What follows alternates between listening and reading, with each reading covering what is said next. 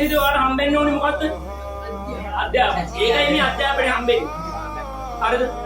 ඊට පස්සේ ඔයා ඉගෙන ගත්තට පස්සේ ඔයාලට හම්බෙනවා කැම්පස් ජීවිතය කියලා. නැත්නම් AD+ ජීවිතය.